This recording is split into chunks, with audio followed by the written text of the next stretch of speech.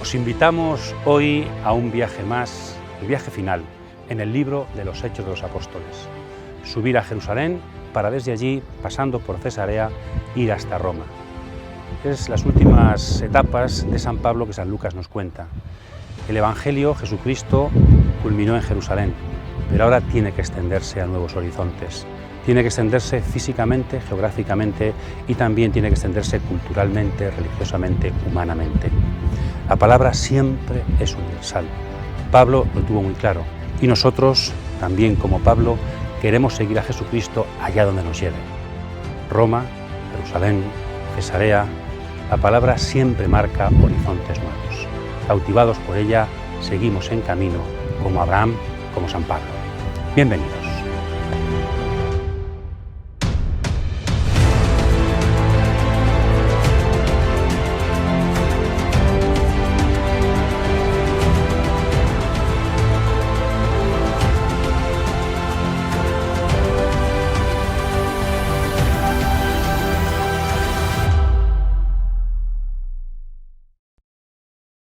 Comenzamos entonces la reflexión sobre la última sección del libro de los Hechos de los Apóstoles.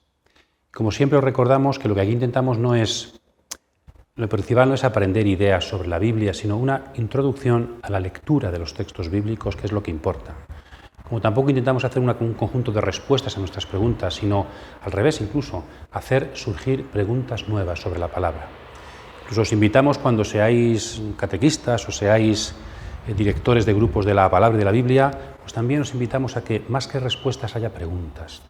Y que algunas se quedan sin responder, no importa, porque unas preguntas se relacionan con otras. Preguntamos para que la palabra ilumine.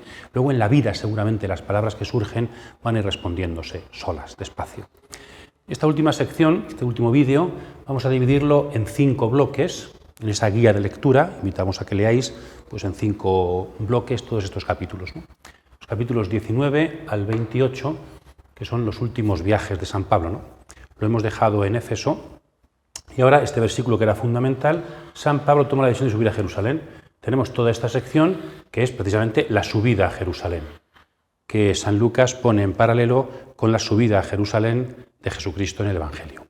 ¿Cuál fue el motivo de la subida a Jerusalén? Pues aunque Lucas no lo insiste demasiado, lo dice, pero no, San Pablo sí lo dice en sus cartas. Aquí tenéis 3 textos que os invitamos a leer despacio. Es la organización de la colecta en sus comunidades, en Acaya, Corinto, en Macedonia, Filipos, Tesalónica, también en la zona de Galacia.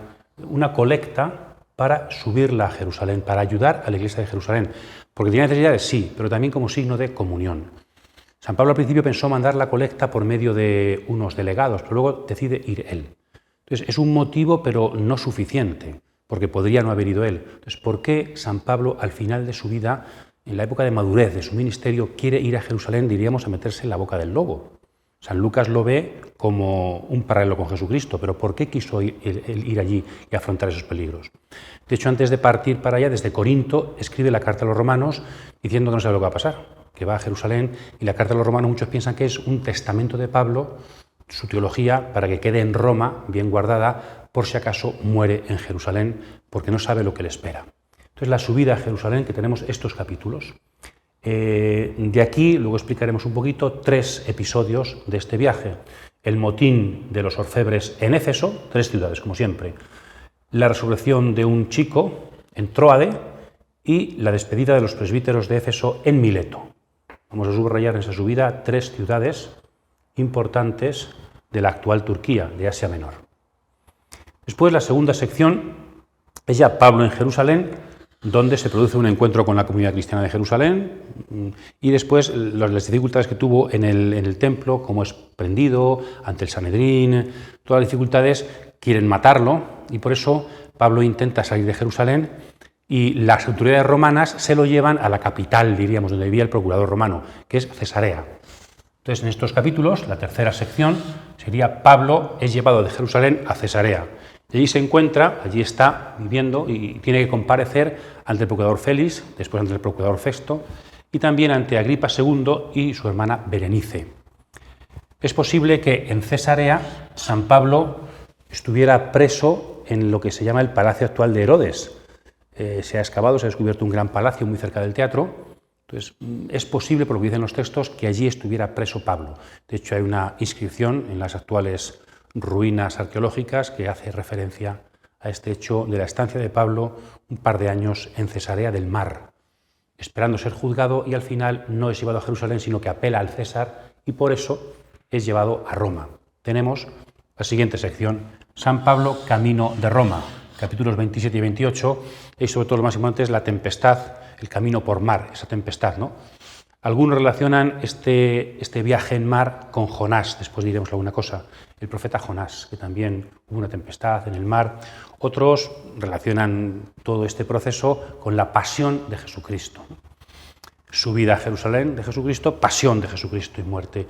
Y otros relacionan con Eneas, la Eneida, ¿verdad?, que va a fundar Roma, o también con Ulises, la Odisea, cuando va regresando, también pasa por lugares muy parecidos a los que pasa San Pablo por el Mediterráneo. Entonces, San Pablo como el gran héroe cristiano, en paralelo a los grandes héroes de la antigüedad griega. Entonces, os invitamos a leer por bloques estas 5 secciones. La última de ellas la hemos separado, realmente es en Roma, pero la hemos separado porque nos parece muy significativa. San Pablo está en Roma y ahí se reúne con la comunidad judía y aparece como la conclusión, la recapitulación de todo el libro de los Hechos, incluso de la gran obra de Lucas y Hechos. Daremos una importancia especial a estos versículos porque significan el colofón de la obra de San Lucas, que hemos intentado en estos vídeos también profundizar.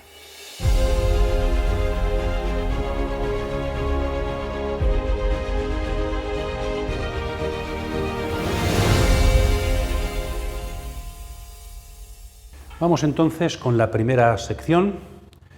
Vamos a trabajar 3 textos. Empezamos de forma sencilla. Empezamos con 2 de ellos. El motín de los orfebres en Éfeso. Éfeso es la capital de Asia, una ciudad importante, decíamos la semana pasada, y también pues, una ciudad religiosamente importante y económicamente importante. Y estaba el Artemision, el templo de la diosa madre, que después, una diosa madre antigua, muy de la zona de Asia, relacionada con el culto de Cibeles, ¿verdad?, la fecundidad. De hecho, las estatuas que hay sobre esa diosa que se conservan allí en el Museo de Éfeso, todo tiene que ver con la fecundidad, que luego fue identificada con la diosa griega Artemis, la diosa de la caza, pero antiguamente no era Artemis, era la diosa madre, Cibeles, de la fecundidad. Era una de las 7 maravillas del mundo antiguo. Todavía se conserva una columna allí en medio del campo, cerca de las ruinas preciosas de Éfeso, se conserva prácticamente nada, ¿no? Y hay una revuelta del pueblo, los orfebres son los que incitan, pero del pueblo contra el cristianismo y contra Pablo. ¿Por qué? Pues se relacionaría, hay como tres motivos, hay un poco revueltos, ¿no? Es una mezcla de religiosidad, es que es nuestra diosa, es nuestro templo, es nuestro, y esto viene aquí a decir que esto no vale. De patriotismo, los efesios, Éfeso es lo que importa, ¿no? Esta religión que viene de Oriente, de Jerusalén, Éfeso, es una cosa que identifica no solamente religiosamente, sino políticamente, patrióticamente a la ciudad de Éfeso. Religiosidad, patriotismo y también, muy importante, economía. La fábrica de recuerdos religiosos, talismanes religiosos, de plata, de barro, algunos han encontrado en la arqueología, de esa diosa Artemisa. Pues si no se hacen, si no se cree en los ídolos, si no se venden cosas, claro, hay mucha gente que pierde el puesto de trabajo. Entonces, esa especie de, un poco, que llamaríamos aquí en mi tierra, totum revolutum, todo mezclado, ¿no?, de economía, patriotismo y religiosidad propia, pues se opone a la religiosidad cristiana de Pablo. Y hay una revuelta, van al teatro, que también se conserva bastante bien el teatro de Éfeso, que habían 20 y tantos mil espectadores. Y allí, gracias, aunque la cosa ya se estaba poniendo muy mal, cogen a 2 cristianos, Pablo quiere ir, no le dejan, pero al final, diríamos, las autoridades romanas ponen paz. Pero se nos dice cómo el cristianismo pues, va influyendo económica, social y religiosamente en las ciudades por donde pasa. No es un conjunto de ideas que individualmente unas personas tienen, sino que provoca rechazo, en estos casos, por motivos económicos, patrióticos y religiosos. Yo creo que leyendo despacio ese texto podríamos, con tranquilidad, sin precipitarnos, pero también podríamos sacar conclusiones para la historia actual. ¿No puede también suceder que a veces un cristianismo original, un cristianismo, diríamos, cristiano, valga la redundancia, provoque dificultades a una concepción como muy patriótico-religiosa, económica de lo nuestro, ¿no? El cristianismo siempre nos invita a la conversión. Incluso a veces puede mezclarse esto con el cristianismo y podemos construir un cristianismo religioso, patriótico, económico, y nadie nos mueve, ni el Nuevo Testamento, ni la palabra de Dios, sino que nosotros nos afianzamos en nuestras seguridades y provocamos tumultos contra... Creo que es muy interesante este episodio y también muy aplicable, con tranquilidad, indirectamente, a ciertas tendencias o ciertos casos que pueden suceder también en nuestra religiosidad y en nuestra época, ¿no? El cristianismo nos invita a ir más allá de nuestra religiosidad, a ir más allá de nuestro patriotismo, a ir más allá de nuestras seguridades económicas, ciertamente. Lo primero no será la economía, lo primero no será la patria, para la Iglesia Católica, lo primero no será tampoco nuestra propia forma de entender a Dios, sino que es Jesucristo. Jesucristo por encima de todo. El resto está supeditado a Jesucristo. Pues insisto, una interesante reflexión que se podría aplicar para purificar muchas de nuestras relaciones actuales con la religiosidad, ¿no? Y después el segundo texto, muy interesante, tenemos unos versículos de itinerario, después otros versículos también de itinerario que San Pablo va siguiendo, y en el centro, en Tróade, cerca de la antigua Troya, donde fue la guerra de Troya, Pablo está con la comunidad y, como se va a ir pronto, porque está subiendo a Jerusalén, alarga, está en la Eucaristía, alarga la homilía, y un chico, Eutiquio, muere, se cae de lo alto de un piso, muere, y entonces Pablo lo resucita. ¿Qué es interesante de aquí? Primero que tenemos una Eucaristía celebrada, dice, en el domingo, en el Día del Señor. Está naciendo la nomenclatura que ha pasado a la historia. Estamos en los comienzos del Nuevo Testamento. Tenemos tres textos, Hechos 20, Apocalipsis 1.10 y también 1 Corintios 16.2, que nos dice que los primeros días de la semana se hacían colectas en la Eucaristía. Y la colecta pertenece a la esencia de la Eucaristía, igual que la homilía, la liturgia de la palabra. Entonces, eso, el domingo nació cuando Jesucristo resucitó, pero la nomenclatura, ¿verdad? El día del Señor. Ya no es el día del sol, en la antigua Roma, ya no es el primer día de la semana, como en el judaísmo, sino que es el día del Señor, la Kyriake, la Doménica, ¿no? El Dominus. Y después, interesante, la relación de este milagro con otros textos del Antiguo Testamento y del Nuevo Testamento. Nos recuerda el milagro de resurrección que hizo Elías, que hicieron Elías y Eliseo en el Antiguo Testamento, y también el milagro de resurrección que tenemos en Pedro, lo veíamos al principio de los Hechos, y también en Jesús, sin crisis. Es decir, San Pablo continúa haciendo los mismos milagros que en el Antiguo Testamento hacían los profetas. Él es un profeta que hacía Pedro, él está en paralelo a Pedro, y que hacía Jesús, el discípulo y el maestro. Entonces, interesante este milagro, porque en lo que se insiste además no es exactamente en el milagro, sino en la presencia de Pablo y en cómo hablaba a la comunidad el día del Señor. Desde los albores del cristianismo, la fe cristiana nace y vive del día del Señor. Dirían después los mártires de Sicilia del siglo II, sin domingo no podemos vivir. Ya también San Pablo utilizaba el domingo desde Cristo resucitó, para que la comunidad creciera desde la palabra y desde la Eucaristía.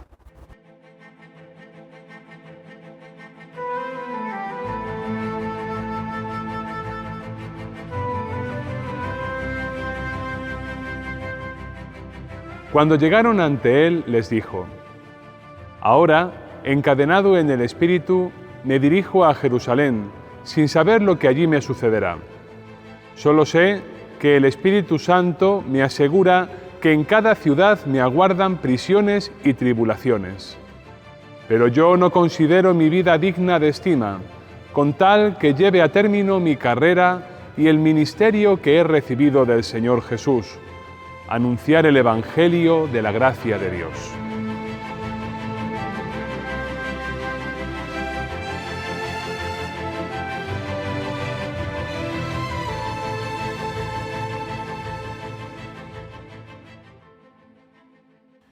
Pasamos ahora al tercer subrayado, la tercera escena de estos capítulos, que es el discurso de San Pablo en Mileto, en la ciudad jonia de Mileto, a los presbíteros de la iglesia de Éfeso. No es en Éfeso, sino en Mileto. Les manda llamar, está a bastantes kilómetros. San Pablo no pasó por Éfeso. ¿Por qué? Dice el texto, porque tenía prisa. Tenía que ir pronto a Jerusalén. Seguramente a la prisa, otros piensan que también otra causa sería porque tuvo problemas en Éfeso, tuvo que marchar de Éfeso, entonces no quiere provocar problemas en Éfeso y por eso convoca a los jefes de la comunidad, a los presbíteros, en la cercana, bastantes kilómetros, pero cercana relativamente, Mileto. También las ruinas de Mileto todavía son muy bonitas, el teatro de Mileto, visibles, muy evocadoras también de aquella circunstancia. El género literario de este discurso es, como decíamos, el tercer gran discurso de Pablo. Tiene más discursitos, pero tres grandes discursos, recordad, ¿verdad? Hechos 13, discurso a judíos en Antioquía de Pisidia. Hechos 17, hemos tratado discurso a los paganos en Atenas, lugar simbólico. Y ahora discurso intracristiano. No es un discurso evangelizador, hacia afuera, misionero, sino que es un discurso eclesial a los presbíteros. Es un discurso hacia adentro, ¿no? El discurso a los presbíteros de Éfeso en Mileto. El género literario, digo, es un discurso de despedida. Tenemos algunos ejemplos, tanto en el Antiguo Testamento como en el Nuevo Testamento. Jacob, cuando se despide, todo el Deuteronomio sería un discurso de despedida de Moisés. Al final de Josué también él se despide, 1 Samuel 12 se despide Samuel. Cuando llega al final de una etapa, ese discurso marca el personaje como que deja su testamento, ¿no? Después también, la última cena en Lucas 22, Jesucristo hace un pequeño discurso, mucho más largo en Juan, esos capítulos. También 2 Pedro, como carta entera, sería una especie de testamento de Pedro. Y 2 Timoteo también está presentado más o menos como una especie de testamento de San Pablo. Entonces, testamento. Aquí tendríamos el testamento de San Pablo en Hechos. El testamento de San Pablo en su propia escuela, en sus propios colaboradores, ¿no? Bien, hemos dividido este discurso en dos grandes partes. La primera sección estaría centrada sobre todo en lo que Pablo ha hecho, en Pablo. Es un resumen un poquito de su relación con Asia, con Éfeso. Y la segunda, más parenética, más exhortativa, más moral, que se centra en los presbíteros, lo que os pido que hagáis. Ya esta doble sección, esta configuración, nos está diciendo un mensaje importante y es Pablo, que se marcha con su vida, con lo que ha sido en Asia, en Éfeso, se convierte en modelo de lo que deben ser ahora los presbíteros. Pablo deja a la iglesia de Éfeso al cuidado de la palabra de Dios, por supuesto, de Dios, de Jesucristo, pero con los presbíteros al frente. Entonces él les pide que sigan el modelo que él ha sido para todos ellos, ¿no? Entonces el pasado de Pablo termina una etapa, hemos dicho antes, discurso de despedida, termina una etapa, comienza vuestra hora, la de los presbíteros. Seguid siempre recordando a Pablo como figura histórica y su estilo para que así también vosotros tratéis a la comunidad. Importante esto. Bien, la primera parte podemos dividirla también en tres pequeñitas secciones, casi estaríamos tentados a hacer una estructura concéntrica. Primera y tercera se corresponden, A y A', porque hablan un poquito del pasado de Pablo, lo que ha hecho hasta ahora. Y en esta segunda sección pues hablaría de lo que le espera, de lo que ahora va a Jerusalén y no sabe lo que le espera. Alguna cosita, el pasado. Pues cómo ha tenido que vivir Pablo su ministerio en Asia, en Éfeso, pues siempre con pruebas, y con dificultades, siempre con dificultades.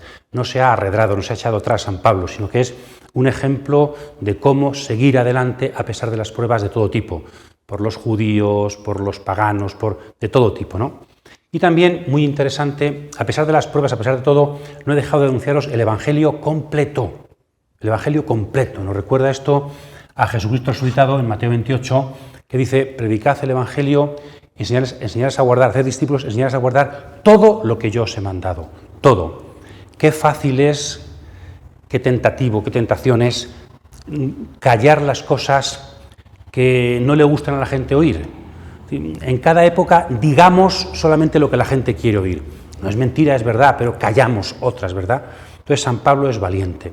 Hay un librito de hace unos años de Jean Guiton, Silencio sobre lo esencial, que va un poquito en esta dirección, ¿no?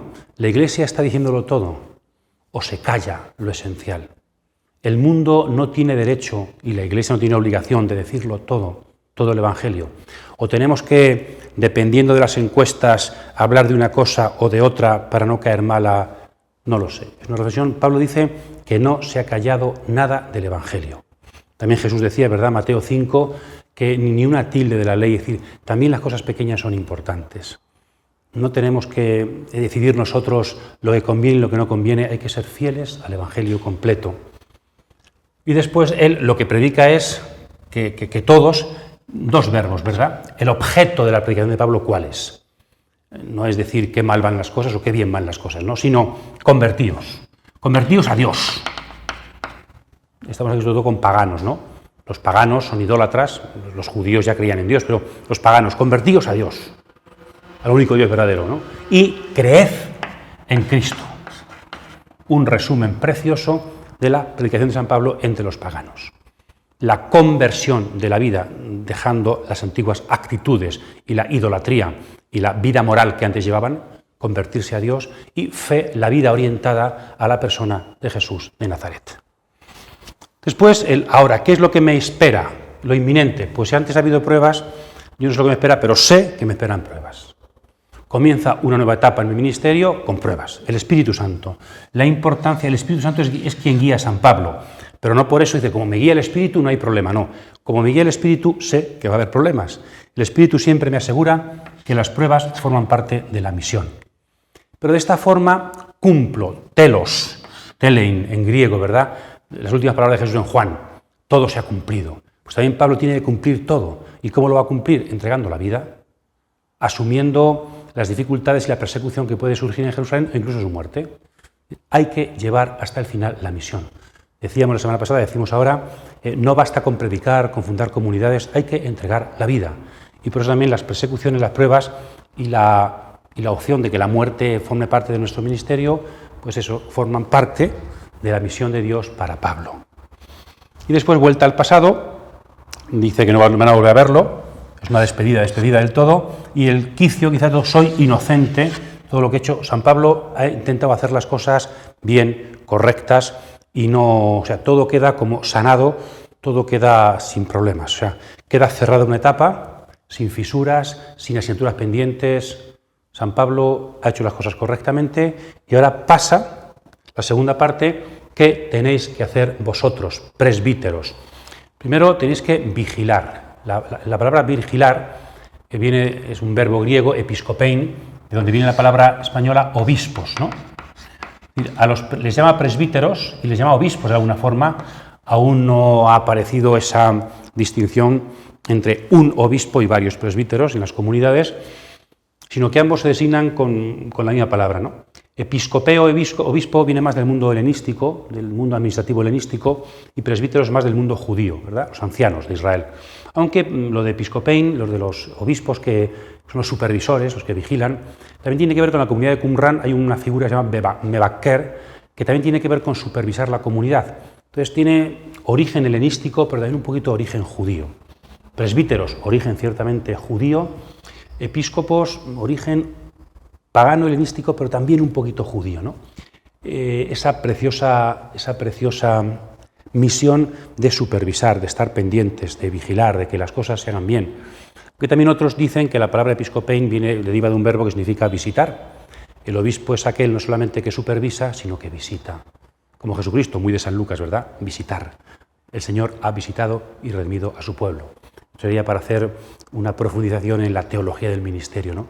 De hecho, yo os invito a los presbíteros que me oigáis, o a los no presbíteros, que ayudéis a vuestros presbíteros también a meditar esto, porque tenemos una preciosa reflexión sobre la espiritualidad sacerdotal, lo que es un sacerdote, lo que es un obispo, lo que tiene que ser un ministro de la Iglesia. Cuidar, vigilar, visitar al rebaño, un lenguaje también este lenguaje pastoril muy del Antiguo Testamento. El rebaño que no es nuestro. Juan 21, Pedro apacienta mis ovejas, mis corderos, porque Dios se lo adquirió al precio de la sangre de su Hijo, ¿no? Entonces el rebaño de Cristo es cuidado por vosotros, ¿no? Y avisa también, eso es lo principal que tienen que hacer, ¿no? Su principal oficio, ¿no? Estar pendientes de la fe de los discípulos, cuidar de ellos. Porque, parte positiva, parte negativa, van a surgir peligros, lobos ante el rebaño, lobos, Juan capítulo 10, el lobo, el pastor, lobos, tanto de fuera del cristianismo como de dentro de la misma iglesia. También de dentro, cristianos, van a surgir lobos, van a surgir personas que intenten tergiversar e intenten llevarse sectariamente a gente de la iglesia. en la primera carta de Juan también aparece como los anticristos han llegado, no son de fuera, son de dentro, de la misma comunidad han surgido. Están ya naciendo los movimientos gnósticos de la antigüedad, ¿no? Están empezando a nacer. Pues San Pablo ve que va a surgir esto. Entonces, ¿cuál es la labor de los presbíteros? Tened cuidado con estas personas que están fundando cada uno su propia versión del cristianismo y están rompiendo la Iglesia. Tened cuidado, no os dejéis engañar. Tenéis que, con la palabra de la verdad, adoctrinar al rebaño para que no se rompa, para que no hagan caso a estas personas que intentan engañar a los discípulos centrados en sí mismos y rompiendo la comunidad eclesial, rompiendo la tradición. Esto es importante también y muy actual, muy actual. Y después también, al final, habla de la economía y dice cómo es importante para los presbíteros y para todos el trabajo manual. El trabajo, hay que trabajar. No se puede vivir de lo espiritual de forma...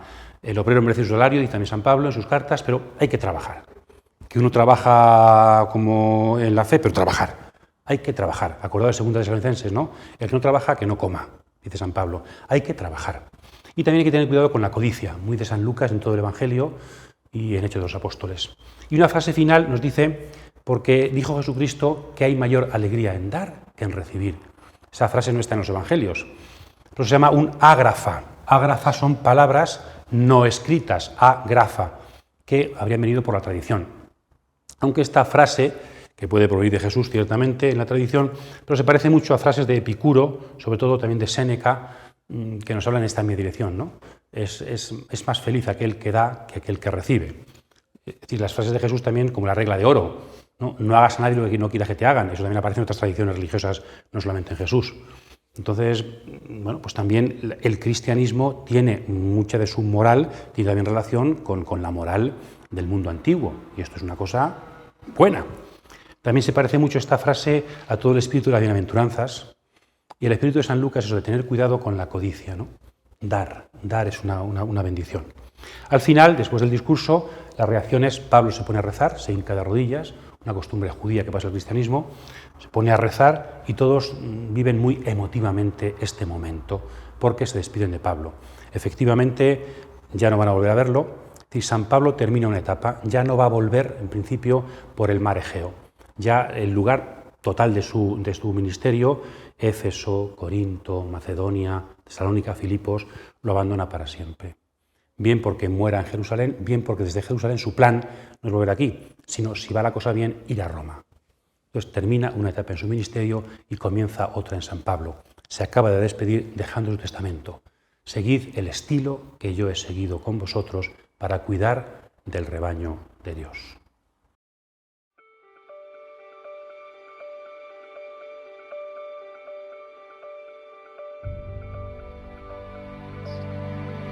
Terminada la travesía, fuimos de Tiro a Tolemaida. Saludamos a los hermanos y nos quedamos un día con ellos. Al siguiente, salimos hacia Cesarea. Una vez allí, entramos en casa de Felipe, el evangelista, que era uno de los 7, y nos hospedamos en su casa. Tenía Felipe 4 hijas vírgenes que profetizaban. Permanecimos allí bastantes días. Bajó entre tanto de Judea un profeta llamado Ágabo. Se acercó a nosotros, tomó el cinturón de Pablo, se ató sus pies y sus manos y dijo: «Esto dice el Espíritu Santo. Así atarán los judíos en Jerusalén al hombre al que pertenece este cinturón, y lo entregarán en manos de los gentiles».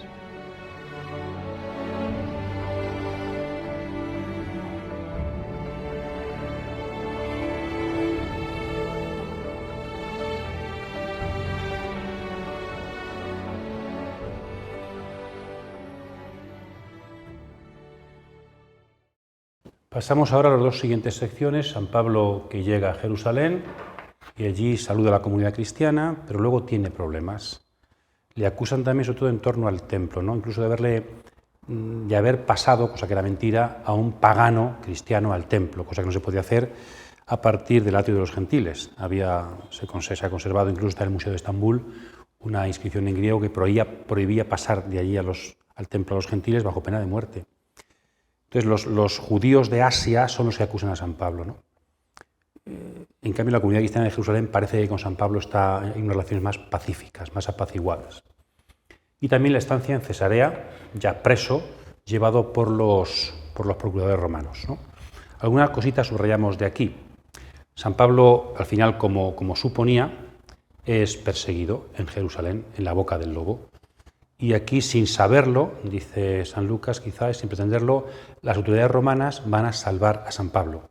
Incluso hay una conspiración contra él para matarlo en el camino y un sobrino suyo, parece que Pablo tenía familia en Jerusalén, un sobrino suyo avisa de ese complot y Pablo se libra de una forma pues, muy casual a última hora de que lo mataran, ¿no? Son algunos subrayados. San Pablo se pone a hablar en griego y entonces el tribuno lo escucha, porque lo había confundido con un revolucionario egipcio. No, sabes griego y luego es ciudadano romano.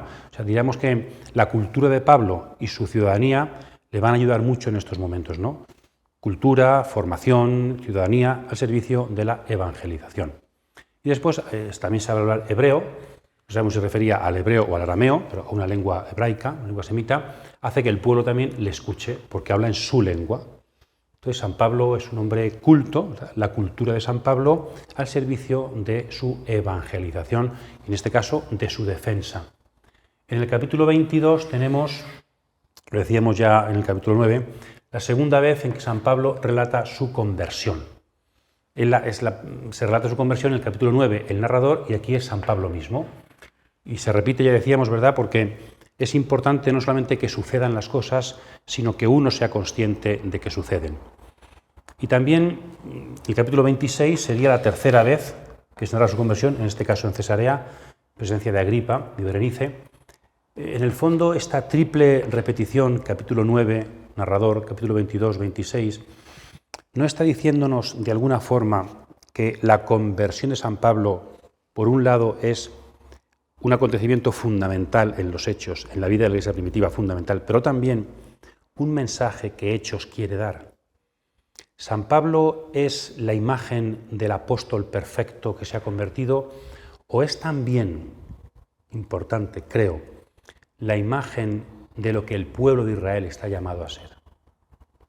Y San Pablo es el israelita perfecto y se ha convertido a Cristo. ¿Por qué se cuenta tantas veces su conversión? Porque se está invitando a los judíos que hagan lo que San Pablo. Igual que yo, por fidelidad a la ley, me encontré con Cristo y eso que era perseguidor, y me he hecho cristiano, pues también vosotros. Es decir, explícitamente el tema de Hechos es predicar a los judíos que rechazan, se van a los gentiles.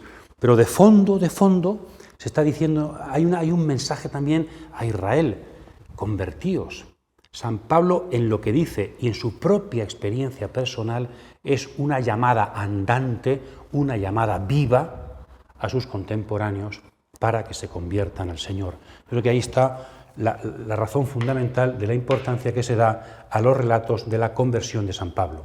Este segundo relato acaba, eso no lo sabíamos al principio, en el templo donde está siendo perseguido, en el lugar santo de Jerusalén, para que sepáis que no estoy en contra del templo ni de la ley, sino que en el mismo templo Jesús me apareció y me dijo esto, que llevara el evangelio a los paganos. Es el Dios del templo, el Dios judío, porque Jesucristo es el enviado por el Dios de Israel. Entonces, desde el templo de Jerusalén, acordaos San Lucas, que acaba en el templo, el evangelio según San Lucas, desde el templo Dios me envía a los paganos. El Dios del templo, el Dios del Antiguo Testamento, es el Dios de Pablo, es el Dios de los gentiles. Es el mensaje también de fondo, la continuidad en la historia de la salvación. Aparece un personaje importante, Ananías, sumo sacerdote de los años 47 al 55, después fue que aquí persigue a Pablo, pero fue luego un personaje moderado que los celotas en la rebelión contra Roma van a asesinar después, ¿verdad? También un texto muy importante, un versículo, 23:11, una aparición de Jesucristo para dar ánimos a San Pablo y también un poco para mover el relato. No te preocupes, que también darás testimonio de mí en Roma. Y como lo había dicho al principio de los Hechos, ¿no?, a los apóstoles, seréis mis testigos en Jerusalén, Judea, Samaria y los confines del mundo. La palabra de Jesús es la que mueve los acontecimientos.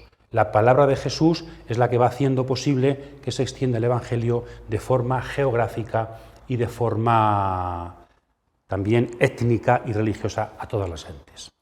Al final de Cesarea, San Pablo, como teme que en Jerusalén puedan matarlo y porque quería ir a Roma, apela al César por ser ciudadano romano y entonces el procurador no tiene más remedio que mandarlo para ser juzgado en Roma. No es fácil, porque en aquel tiempo las comunicaciones no eran fáciles, pero espera el momento oportuno para enviar a Pablo a Roma, que será lo que tengamos en la sección siguiente. San Pablo está pendiente de juicio, pero por ser ciudadano romano se aleja de Jerusalén para comenzar una nueva etapa en la capital del imperio.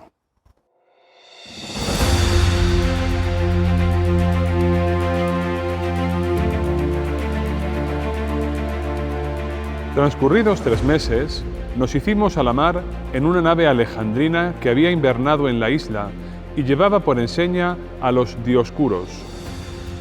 Arribamos a Siracusa y permanecimos allí 3 días. Desde allí, costeando, llegamos a Regio. Al día siguiente, se levantó el viento del sur y al cabo de 2 días llegamos a Puzzoli. Encontramos allí a algunos hermanos que nos rogaron que permaneciéramos con ellos 7 días, y así llegamos a Roma.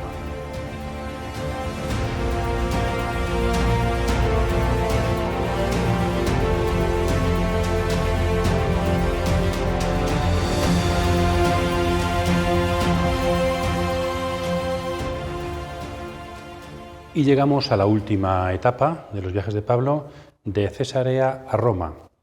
El viaje de la cautividad sería lo que llaman algunos, ¿verdad?, tradicionalmente el cuarto viaje de San Pablo, viaje de la cautividad, que es un naufragio, es un viaje en barco con un naufragio incluido, ¿no? Esto nos recuerda las dificultades de viajar antiguamente, ¿no? Él dice que ha pasado más de un naufragio, Pablo. Podemos leer 2 Corintios 11 cuando expresa todo lo que le ha costado físicamente ser apóstol. Viajar entonces no tiene nada que ver con viajar ahora, ¿verdad? Ahora viajamos más fácilmente, más por turismo. Antes viajar era una dificultad grande. Había que tener fuerza, salud. Bien, estamos aquí ante las últimas secciones nosotros que decíamos, ¿verdad? E incluso algún autor que piensa que esto sí es aunque está rehecho por San Lucas, revisado, pero que sí hay que ver aquí una fuente primitiva que seguramente hasta podría haber escrito Aristarco, que según el versículo 2 del capítulo 27, un macedonio acompañaba a Pablo. Entonces puede haber un diario de viaje que San Lucas utilizó para componer esta sección del libro de los Hechos. San Pablo, de todas formas, aparece más como jefe, como que cuida a los demás, que como prisionero. Él es el que anima a la gente, el que da fuerzas, parece casi como que es el jefe de la expedición, cuando no fue así, era un prisionero, pero se nos presenta en San Lucas como aquel que domina la situación. Se parece un poquito al Jesús de San Juan, ¿verdad? Domina la situación y es el que Dios actúa a través de él, claro está. Bien, algunas cositas también que decíamos ya antes, que hay quien piensa, yo creo que algo puede ser, hay un versículo en concreto que se parece mucho a un versículo del profeta Jonás. Quiere presentarnos San Lucas a San Pablo bajo la simbología del profeta Jonás, que también se embarcó hacia Tarsis, hacia España, hacia el oeste del Mediterráneo, solo que sería un anti-Jonás, porque Jonás se embarca para desobedecer a Dios, para desobedecer la vocación, y San Pablo se embarca como obediencia a los planes de Dios. Y Jonás en el barco es un peligro para los del barco, que tienen que arrojarlo, y en cambio San Pablo, estando en el barco, es una bendición para los del barco. Entonces San Pablo es un anti-Jonás, porque es obediente a Dios y su presencia es salvadora para todos, como veremos en todo el relato. Después el número de los que Pablo cuida, salva, 266. Es que en la Biblia los números suelen ser importantes. Dicen algunos que es un múltiplo de 3 y es la suma de los números del 1 al 24. Seguramente en la antigüedad, en Pitágoras, todo el mundo helenístico, la importancia de los números, de hacer sumas, y pues hay quien piensa que por aquí podía haber pues una especie de importancia de este número como un gran número y un número simbólico que San Pablo salva, Dios salva por la presencia de San Pablo. Después del naufragio parece que arriban a Malta, la actual isla de Malta, aunque algunos exegetas piensan que sería otra isla, no la de Malta en la que desembarcaron, la que llegaron, pero bueno. Y allí suceden 2 cosas principales, que le pica una víbora a Pablo, piensan que va a morir y por eso piensan que es un asesino, un criminal, los indígenas, y que Dios le va a matar, y cuando no muere cambian de opinión y piensan que es un dios. San Pablo es un dios. Es decir, la reivindicación de San Pablo recuerda esto a Mateo, a Marcos 16 sobre todo, a Lucas, cuando dice que las víboras le picarán a los apóstoles y no les harán nada. También en el Antiguo Testamento aparece algo de esto, ¿verdad? Como que está cumpliendo en San Pablo, Dios protege a sus apóstoles y ha llegado el tiempo escatológico en que no se puede hacer daño a los enviados de Dios, ¿no? Reivindicación de San Pablo. San Pablo aparece en todo el texto y aquí de forma específica como la persona que es protegida por Dios, porque a pesar de todo va a llevar adelante su misión. Dios quiere que Pablo llegue a Roma y Pablo va a llegar a Roma. Y después un rato de curación del padre, del jefe, diríamos, de la isla, y ahí ese relato de curación también nos dice otra segunda dimensión de este viaje. San Pablo no solamente es protegido, sino que San Pablo bendice a los demás. Es mediador de bendición para todos. Y esta curación se parece un poco al texto de la curación de la suegra de Simón.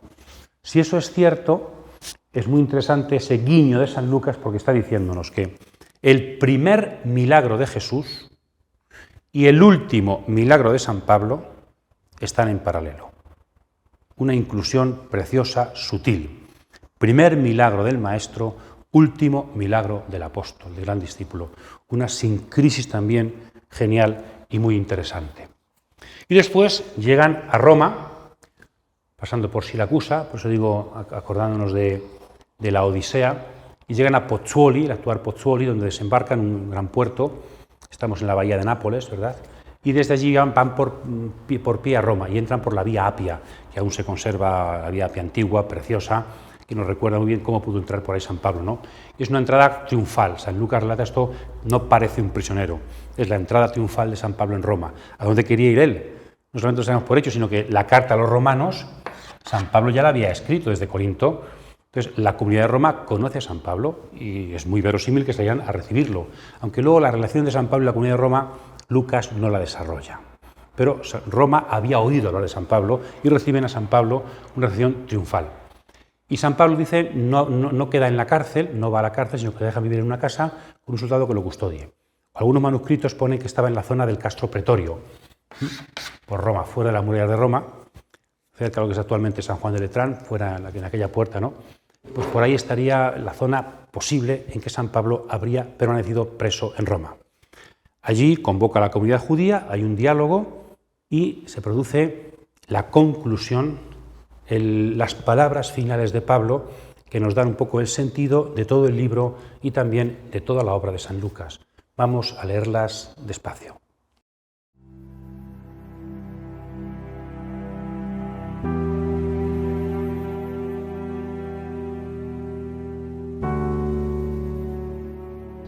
Cuando en desacuerdo entre sí mismos ya se despedían, Pablo dijo esta sola cosa: con razón habló el Espíritu Santo a vuestros antepasados por medio del profeta Isaías. Ve a encontrar a este pueblo y dile: escucharéis bien, pero no entenderéis; miraréis bien, pero no veréis. Porque se ha embotado el corazón de este pueblo. Han hecho duros sus oídos y sus ojos han cerrado. No sea que vean con sus ojos y con sus oídos oigan, y con su corazón entiendan y se conviertan, y yo los cure. Sabed, pues, que esta salvación de Dios ha sido ofrecida a los gentiles. Ellos sí que la escucharán. Pablo permaneció 2 años enteros en una casa que había alquilado y recibía a todos los que acudían a él. Predicaba el reino de Dios y enseñaba lo referente al Señor Jesucristo con toda valentía y sin estorbo alguno.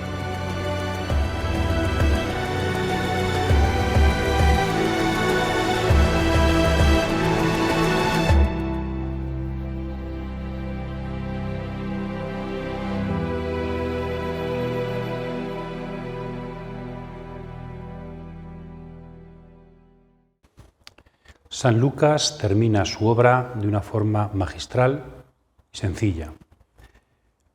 Diríamos que todo el proceso de toda la obra de San Lucas ha sido un camino de Jerusalén a Roma y un camino de los judíos como destinatarios a los paganos. En esto hay algo más que un cambio geográfico. Acordaos la importancia que tenía Jerusalén para San Lucas cómo todo converge en Jerusalén en la obra del evangelista, ¿no? Y en cambio, en los Hechos, Jerusalén es el lugar del nacimiento, pero va cambiando el centro de la predicación, el centro de la Iglesia, el corazón de la Iglesia. Jerusalén y el judaísmo son las raíces del cristianismo, pero en Hechos nos hemos ido dando cuenta cómo, a través de la figura de Pablo, el lugar y los destinatarios han cambiado completamente. Están haciendo una Iglesia con otro centro, están haciendo una Iglesia con otras perspectivas, una Iglesia pagano-cristiana cuyo corazón está en Roma. Es la Iglesia que estamos viviendo pues, actualmente, ¿verdad? Su origen está en Jerusalén, pero por voluntad de Dios, en Roma los apóstoles han dado testimonio y desde allí una Iglesia pagano-cristiana se convierte en el centro que se difunde por toda la humanidad, ¿no? Pero San Lucas quiere subrayar mucho la continuidad que se da entre Roma y Jerusalén, entre los paganos y los judíos. San Pablo siempre, incluso ahora visita Jerusalén, ¿verdad? Por eso subió a llevar la colecta. Él quiere subrayar la continuidad y la comunión con la Iglesia Madre de Jerusalén. Y también siempre predica a los judíos en primer lugar, también en Roma. En Roma mismo empieza a predicar a los judíos, siempre, primero los judíos. Es parte del plan de Dios, primero los judíos, es parte del plan de Dios ir a los paganos. Entonces, continuidad con la Iglesia Madre de Jerusalén, continuidad con el judaísmo y con sus escrituras. Ha habido un cambio geográfico, un cambio de perspectiva, un cambio de corazón. Jerusalén ahora es el lugar de la persecución de Pablo y Roma el lugar abierto donde se abren horizontes para el cristianismo. Cuánto han cambiado las cosas, ¿verdad?, en la visión de San Lucas, de la obra de San Lucas. Después nos recuerda un poquito este pasaje de Hechos a la sinagoga de Nazaret. Acordaos que lo analizamos en los vídeos de San Lucas, capítulo 4, donde Jesucristo está anunciando no solamente que se cumple en él la Escritura, sino anunciando el Evangelio a los gentiles que provocará rechazo. Rechazo, Evangelio a los gentiles. Ahora se cumple. En la vida de Jesús el Evangelio no llegó a los gentiles. Él lo anunció porque Hechos es parte de la obra de Jesús. Entonces, Pablo y los apóstoles cumple lo que Jesús anunció en la sinagoga. Jesucristo como profeta anunció lo que iba a pasar con su ministerio y con el ministerio de sus discípulos. La persecución y la apertura a los paganos del Evangelio. Pero el paralelismo fundamental está, de Hechos 28, con Lucas 24, los discípulos de Maús y la aparición de Jesús a los discípulos, a los 11 en Jerusalén. Hay un paralelismo entre Jesús y Pablo. En Lucas 24, Jesús es el que interpreta los acontecimientos desde los planes de Dios. Acontecimientos difíciles, la cruz del Mesías, el fracaso del Mesías. Y aquí en Hechos es San Pablo el que interpreta acontecimientos difíciles según el plan de Dios. Jesucristo es, al final de San Lucas, lo que es San Pablo al final de Hechos. En ambos casos aparece el rechazo. No hay fe en los discípulos en Lucas 24. No acaban de creer. Y aquí no hay fe en los judíos. No acaban de creer. Las dificultades que encuentra el Evangelio en sus mismos destinatarios primeros. La dificultad, ¿verdad?, de la fe. ¿Pero por qué esa dificultad? Porque aparece algo inaudito, la cruz del Mesías. ¿Cómo puede ser que Dios quiera que su Mesías pase por la cruz? Entonces, Jesucristo interpreta desde el plan de Dios, desde las Escrituras, era necesario que el Mesías padeciera. Moisés y los profetas, las Escrituras lo anunciaban. Es, según el plan de Dios, el fracaso del Mesías. Y aquí tenemos lo mismo, es la cruz del Evangelio, el rechazo de Israel, no solamente a Jesús, el Mesías, sino a su Evangelio. ¿Cómo puede ser también que siga? Esto no es un fracaso, no fue un fracaso del Mesías, no, parte del plan de Dios. ¿No es un fracaso de los apóstoles y de Pablo? No, parte también del plan de Dios. San Pablo sabe que el rechazo de los judíos al Evangelio no es solo responsabilidad de los judíos, y ciertamente no es fracaso de la Iglesia, sino que forma parte del plan misterioso de Dios. Y luego también, en ambos casos, se ve el plan de Dios que se cumple, pero queda un final abierto. En Lucas no termina, Jesús necesita que se abra a Hechos de los Apóstoles, la misión de la Iglesia. Y aquí también queda abierto a un futuro incierto. No sabemos lo que pasó con Pablo, no sabemos cuál es la relación entre Israel y el cristianismo, no sabemos. San Lucas ha puesto los cimientos de la Iglesia, que son Jesús y la generación de los apóstoles. Y ahora ya ha dejado la Iglesia en Roma y la Iglesia continúa. Estamos en los cimientos, el arjé, pero es un final abierto, como Mateo 28. Yo estoy como otros todos los días hasta el fin del mundo, el resucitado sigue enviando, aún no ha acabado la misión, o sea que igual la Iglesia está en Roma en un punto privilegiado, pero no ha terminado su extensión. San Pablo va a morir, aunque no se cuenta, porque se quiere contar el triunfo de San Pablo va a morir, pero la Iglesia, la palabra va a continuar. La libertad de la palabra a pesar de las dificultades y las cadenas de los apóstoles. Luego, algunos temas clave que tenemos aquí, por ejemplo, él dice la salvación, ¿no?, que llega a los gentiles. Es un texto que aparece en Lucas 3:8, como bautista, toda carne verá la salvación de Dios. Lo que anunciaba el Bautista, vemos aquí también la continuidad con el Antiguo Testamento, se cumple ahora. Toda carne, los paganos, van a ver la salvación de Dios. La salvación llega a todos. Hechos 28 cumple el anuncio profético de Juan Bautista aplicado a Jesús. Después, ¿qué se anuncia? ¿Qué anuncia Pablo? El reino de Dios. Así empezó Hechos 1:3, el resucitado explicando 40 días el reino de Dios. Y aquí una inclusión, el resucitado predica lo mismo que su apóstol, San Pablo, el reino de Dios, que a su vez es lo mismo que predicaba Jesús en San Lucas, en su vida pública, el tema del reino de Dios, la continuidad del mensaje. Y luego lo más importante, lo más difícil, lo más es, ¿qué pasa con Israel? ¿Por qué rechazó Israel el Evangelio? Eso de que la Escritura anunciaba, ¿dónde lo anunciaba? San Pablo utiliza un texto de la vocación de Isaías. Después de la vocación de Isaías se nos dice que Isaías va a predicar a un pueblo, dice, pero ten cuidado porque no quiero que se convierta. O sea, es una llamada profética a un pueblo de dura cerviz, ¿no? Es un texto muy difícil, hiperbólico, donde Dios parece decir, no, predícales, pero ten cuidado porque no sea que se conviertan, no quiero que se conviertan, no, es una llamada de atención, sois un pueblo duro.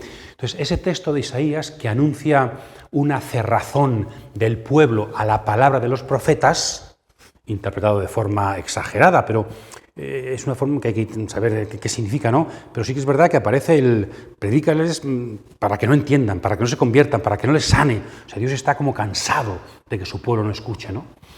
Pues ese texto de Isaías es utilizado en 3 lugares fundamentales del Nuevo Testamento: Marcos 4, Juan 12 y Hechos 28. ¿Qué es Marcos 4? Las parábolas. ¿Cómo puede ser que Jesús, que predicaba de forma sencilla para que la gente le entendiera, la gente no entendió su mensaje, no creyó en su mensaje? ¿Por qué? Y Marcos nos dice, Jesús dice, en el Evangelio de Marcos, porque estaba anunciado que a este se habla en parábolas para que no entiendan, para que no se cumple la Escritura. Igual que Israel forma parte del plan de Dios, estaba previsto en el plan de Dios que rechazara al Mesías, también no comprenden su mensaje. Jesucristo en sus parábolas no se equivocó, no le faltaron pedagogías y medios adecuados. Tampoco es solo culpa de los oyentes, sino que forma parte del plan de Dios la cruz del Mesías y antes que no se entienda el mensaje del Mesías. Lo mismo que en Marcos 4 aparece muy parecido en Juan 12. Juan 12 es el final del ministerio público de Jesús. ¿Y cuál es el resumen? Que aunque hay alguna excepción, pero en general los judíos no han creído en Jesús. ¿Y eso qué es? ¿Cómo se interpreta eso? ¿Fracaso de Jesús? Plan de Dios. Isaías 6, de nuevo, para ayudarnos a entender los planes de Dios. Pues esto que se aplica al ministerio público de Jesús en Juan 12, se aplica al ministerio de San Pablo en Hechos 28. Jesús ha sido rechazado en su vida pública, no ha sido comprendido en sus parábolas, también el mensaje sobre Jesús es no comprendido y rechazado por los judíos en general, en bloque. Y esto no es un fracaso, como no fue un fracaso la cruz del Mesías, sino que forma parte de los planes misteriosos de Dios sobre la historia. ¿Y esto cómo puede ser así? ¿Qué lógica tiene este plan? Y eso San Lucas no entra en ese tema. Lo hace San Pablo en los capítulos 9, 10 y 11 de la carta a los romanos, que se atreve a hacer una teología de la historia donde se nos dice que gracias al rechazo de Israel ha sido posible que el Evangelio llegue a los paganos para que después redunde también en la salvación de Israel. O sea, el rechazo de Israel es parte del plan de Dios, pero como una etapa de ese plan, que no es definitivo, es un rechazo parcial. Y de hecho no todo Israel ha rechazado al Mesías y a su Evangelio. De hecho en San Lucas, esto es lo que trata San Lucas, hemos dicho hay una continuidad. San Pablo y los judeocristianos son un signo de la coherencia del plan de Dios. Aunque los judíos en masa han dicho no al Evangelio, y el Evangelio ha pasado a Roma y a los paganos, pero un conjunto de judíos, Pablo a la cabeza, también los 12 y otros, son judíos cristianos que garantizan, dice también Romanos 9, garantizan la coherencia del plan de Dios. El resto de Israel que sirve de continuidad entre el Antiguo Testamento y el Nuevo Testamento. Los planes de Dios. Hoy también podríamos preguntarnos cuáles son los planes de Dios. ¿Todo fracaso es signo de que las cosas no las hacemos bien? Hay cosas que no hacemos bien, hay cosas que hacemos bien y la gente nos rechaza, pero podría ser parte del plan de Dios, podría ser también algún tipo de fracaso de su Iglesia, algún tipo de rechazo al Evangelio que hoy estamos viviendo. ¿Tendrá eso algún sentido en el global de la historia de la salvación? San Lucas nos deja con una puerta abierta, los planes inescrutables de Dios, que nos acaba diciendo el Mesías tenía que padecer, el Evangelio tenía que ser rechazado para que se abran nuevas puertas al futuro de la palabra.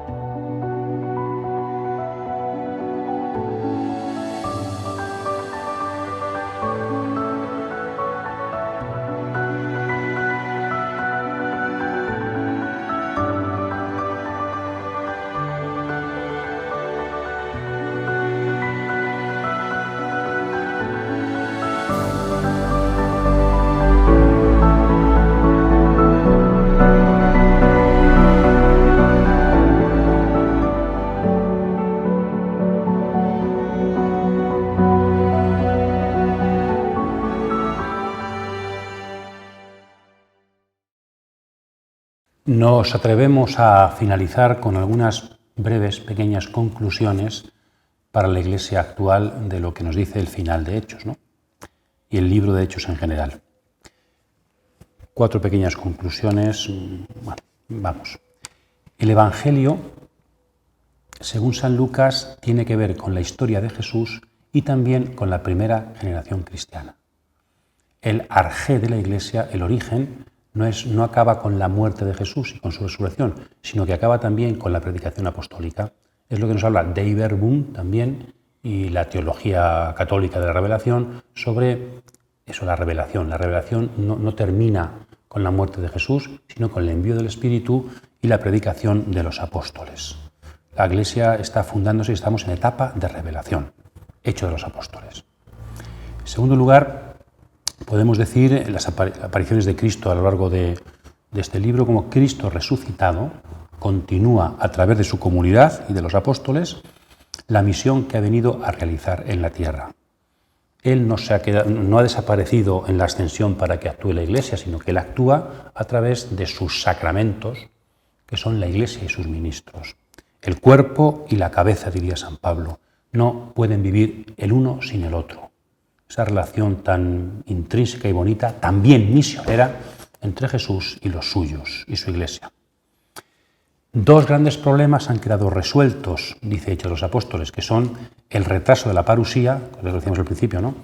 No os toca saber, vuestra preocupación no es cuándo llega el fin del mundo, sino dar testimonio. Esa es vuestra preocupación y vuestro... Diréis que os tiene que doler la cabeza, no por cuándo acaba el mundo, que se acaba, sino por cómo dar testimonio a todos. Del mundo que se acaba ya se encarga Dios. Vosotros dad testimonio. Y también el segundo problema, el tema de la universalidad de la misión. ¿Podemos ir más allá de los judíos y los límites de la ley? Sí, es voluntad de Cristo que vayamos más allá de los límites de la ley. 2 problemas fundamentales que la Iglesia con discernimiento supo también comprenderlo desde la voluntad de Dios. Deberíamos tal vez revisar hoy, siglo XXI, cómo estamos viviendo estos 2 problemas en teoría ya resueltos. expectativa del fin de los tiempos, que no debe de ser obsesiva, sino esperanzada. Y esa universalidad, catolicidad de la comunidad. Cómo estamos viviendo hoy, de forma también nueva y fresca, estas dos dimensiones que la Iglesia siempre tiene que renovar. Y luego, en cuarto lugar, algunas claves desde Hechos para la Iglesia de todos los tiempos, ¿no? Algunas claves creo importantes. Ya hablamos en su día de las 4 características de la comunidad. Tenemos que seguir revisando si vivimos las 4 patas de aquella silla que es la Iglesia, ¿no? La fe, los sacramentos, los mandamientos y la oración. Desde Hechos 2 hasta el catecismo actual, las 4 dimensiones del ser cristiano. Tenemos que revisarlas. La vinculación de la Iglesia siempre al Evangelio, es decir, a la vida de Jesús y su presencia resucitada. No existe Iglesia sin vida pública de Jesús. No existe Iglesia sin resurrección de Jesús, sin resucitado. Hechos es después de Lucas. Las raíces de la Iglesia están en Jesús, en su vida pública y en su resurrección. Después también la importancia del Espíritu de Dios. Sin el Espíritu, Lidia no se podría convertir, sin el Espíritu, la Iglesia no podría predicar, sin el Espíritu no podríamos comprender a Cristo. La importancia de invocar al Espíritu, de dejarnos moldear por el Espíritu, de ser dóciles al Espíritu como fundamento para la obra misionera, fructífera de la Iglesia. Después la importancia de la palabra, la libertad de la palabra, ¿no? La palabra da consistencia a la comunidad y el testimonio, el servicio a la palabra, es la gran tarea de la comunidad. Estamos cumpliendo esta tarea. Estamos siendo testigos con la palabra y con la vida de Cristo resucitado. Estamos predicando el Evangelio para producir la fe. Después, la importancia de los presbíteros, de los ministros, de los episcopoi. Pablo los fue fundando, la importancia de los apóstoles, ¿no? La Iglesia y sus ministros, la Iglesia y la presidencia eucarística, la Iglesia y los predicadores, la Iglesia y los presbíteros. La importancia, sin ministros no había Iglesia, porque sin Jesucristo no había Iglesia. Porque Jesucristo está presente en su Iglesia, necesitamos la Eucaristía y sus ministros. La Iglesia actual, también como San Pablo, está cuidando de que cada comunidad tenga sus presbíteros. La Iglesia. No podemos esperar que Dios se encargue o el Papa se encargue. La Iglesia está preocupándose de los ministros en la Iglesia, en la comunidad. La importancia de la persecución y la parresía, la libertad, el desparpajo, la valentía. Habrá siempre persecuciones. San Pablo vivió siempre en el límite, vivió siempre en la persecución y la limitación.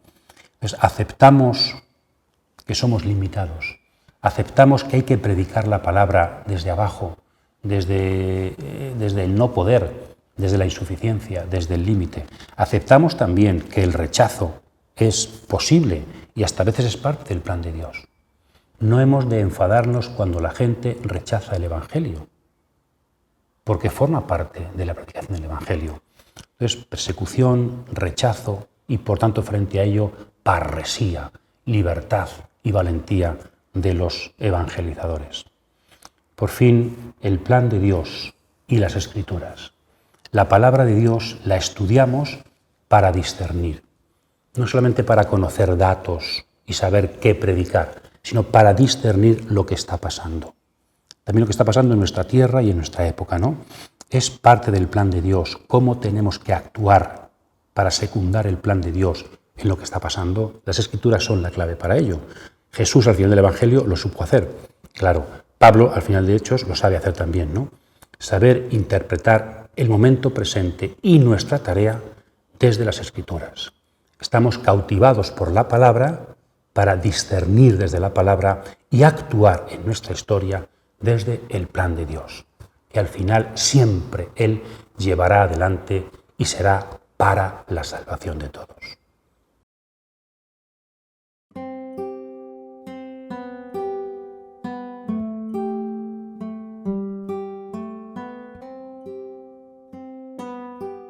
Queridos amigos, terminamos un libro más de la Sagrada Escritura.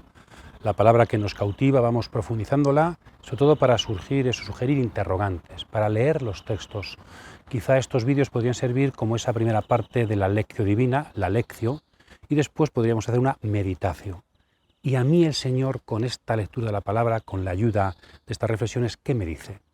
Esto es un poquito profundización sobre el significado de la palabra, pero ¿a mí qué me dice? Después habría que llevar a la oración, yo creo, ¿verdad? Y a la vida también, estos textos que profundizamos. Libro de los Hechos de los Apóstoles. Ojalá que también el estudio de la palabra nos haga amar cada día más a la Iglesia y nos haga cada día más misioneros.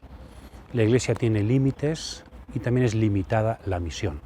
Tenemos que actuar como San Pablo con valentía en las dificultades. Por eso, estudiamos y rezamos la palabra también para amar a la Iglesia y fomentar más una misión que la Iglesia está viviendo desde que comenzó. La Iglesia es misionera por naturaleza, desde su nacimiento. Pues llevemos esta palabra a nuestros lugares más cercanos y más lejanos, donde Dios nos ponga, siempre abiertos a que esa fuerza, ese estar cautivados por la palabra, lo transmitamos, esa pasión siempre a los demás. Feliz semana a todos, feliz trabajo, feliz oración, feliz misión desde la palabra. Unidos.